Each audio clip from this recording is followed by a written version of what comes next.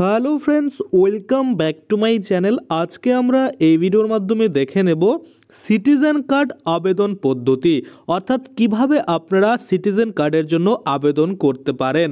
তো কারা কারা এই সিটিজেন আবেদন করতে পারবেন বা সিটিজেন কার্ডের জন্য আবেদন করতে পারবেন, কারা কারা আবেদন করতে পারবেন না, কি কি ডকুমেন্টস লাগবে এই সিটিজেন কার্ড আবেদন করতে, কবে থেকে আপনারা আবেদন করতে পারবেন, কিভাবে আবেদন করতে হবে, কোথা থেকে আপনারা আবেদন করবেন, এই যে যাবতীয় তথ্য টোটালটাই কিন্তু আজকে আমরা এই ভিডিওর মাধ্যমে দেখে নেব। তো চলুন বেশি দেরি না করে ভিডিওটা শুরু করা যাক। দেখুন, এখানে পরিষ্কারভাবে বলা হয়েছে সিটিজেন কার্ড অ্যাপ্লিকেশন 2025 ভারতীয় নাগরিকদের জীবনে Aadhaar card, voter card, PAN card এগুলির গুরুত্ব কতটা তা আমরা সবাই জানি। এগুলো আমাদের পরিচয় এবং নাগরিকত্বের প্রমাণ বহন করে। তবে আধার কার্ড আমাদের শুধুই পরিচয়পত্র দেয়, আবার ভোটার কার্ড নাগরিকত্বের প্রমাণ দেয়, আমরা ভোট দিতে পারি তাই। অর্থাৎ এখানে কি বলা হচ্ছে যে আধার কার্ড আপনার পরিচয়পত্র দিচ্ছে, সেখানে কিন্তু আপনি নাগরিকত্বের প্রমাণ দিতে পারছেন না, আবার ভোটার কার্ড দিয়ে কিন্তু আপনি নাগরিকত্বের প্রমাণ দিতে পারছেন, এটাই কিন্তু এখানে বলা হচ্ছে।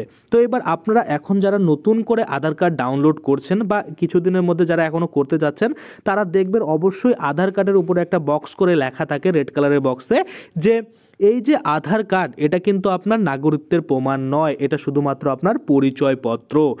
আশা করি আপনারা বুঝতে পারছেন। তারপরে যদি আমরা নিচে দেখি, আমরা কি বুঝলাম এতে, যে আধার কার্ড দিয়ে আমাদের পরিচয়পত্র হচ্ছে এবং ভোটার কার্ড দিয়ে কিন্তু নাগরিকত্বের প্রমাণ হচ্ছে, অর্থাৎ দুটো আলাদা আলাদা কার্ডের কিন্তু আলাদা আলাদা কাজ রয়েছে। তাই ভারত সরকার চিন্তা ভাবনা করছে এমন এক কার্ড চালু করার যেটা আমাদের পরিচয় একই সঙ্গে নাগরিকত্বের প্রমাণ দিবে, সেটিকেই বলা হয়েছে সিটিজেন কার্ড। অর্থাৎ এখানে কি বলছে যে ভারত সরকার এমন একটা কার্ড চালু করতে যাচ্ছে যেখানে কিন্তু আপনার পরিচয়ও হয়ে যাচ্ছে এবং নাগরিকত্বের প্রমাণও হয়ে যাচ্ছে। আলাদা করে আপনাকে কিন্তু আধার কার্ড বা ভোটার কার্ড একসাথে বহন করতে হবে না। অর্থাৎ আপনাকে শুধুমাত্র এই সিটিজেন কার্ড যদি থাকে তাহলে আপনার পরিচয়পত্র হয়ে যাচ্ছে, এখানে যদি অ্যাড্রেস থাকে সেক্ষেত্রে অ্যাড্রেস প্রুফ হয়ে যাবে, আইডেন্টি প্রুফ হয়ে যাবে এবং আপনার নাগরিকত্বের অর্থাৎ সিটিজেন যে আপনি রয়েছেন ইন্ডিয়া সেটাও কিন্তু প্রুফ হয়ে যাবে। তাই কিন্তু এই সিটিজেন কার্ড করার চিন্তাভাবনা করছে, কে করছে? ভারত সরকার। এবার যদি আমরা দেখি কিভাবে আমরা এখানে আবেদন করতে পারি, দেখুন how to apply for citizen card application 2025 এখানে বলা রয়েছে। অর্থাৎ 2025 সালে আপনারা কিভাবে কিন্তু এই নাগরিকত্ব কার্ড বা সিটিজেন কার্ড যে রয়েছে সেটার জন্য আবেদন করতে পারেন। দেখুন এখানে পরিষ্কারভাবে বলা হয়েছে ন্যাশনাল পপুলেশন রেজিস্টারের মাধ্যমেই এই প্রক্রিয়া সম্পূর্ণ হবে, অর্থাৎ এনপিআর।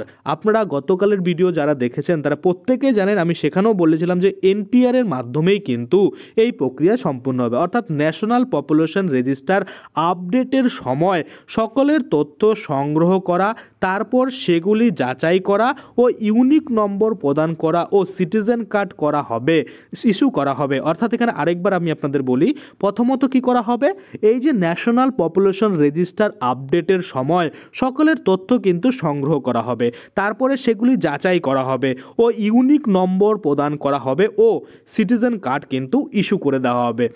এখনোই কিন্তু এই নিয়ে কোনো নির্দিষ্ট ঘোষণা হয়নি। যখনই কোনো ঘোষণা করা হবে আমি কিন্তু অবশ্যই আপনাদের জন্য একটা ভিডিও বানিয়ে দেবো। তার জন্য আপনাদের কি করতে হবে, দেখুন নিচে একটা রেড কালারের সাবস্ক্রাইব বাটন রয়েছে, ওখানে ক্লিক করে আপনারা চ্যানেলটাকে সাবস্ক্রাইব করে রাখবেন, পাশে বেল আইকনটাকে এনেবল করে রাখবেন। তাতে করে কি হবে, যখনই আমি এই ধরনের কোনো ভিডিও বানাবো সেটার যে নোটিফিকেশান সেটা কিন্তু আপনার কাছে পৌঁছে যাবে। আশা করি আপনারা বুঝতে পারছেন। আজকের জন্য ভিডিওটা এখানেই শেষ করব।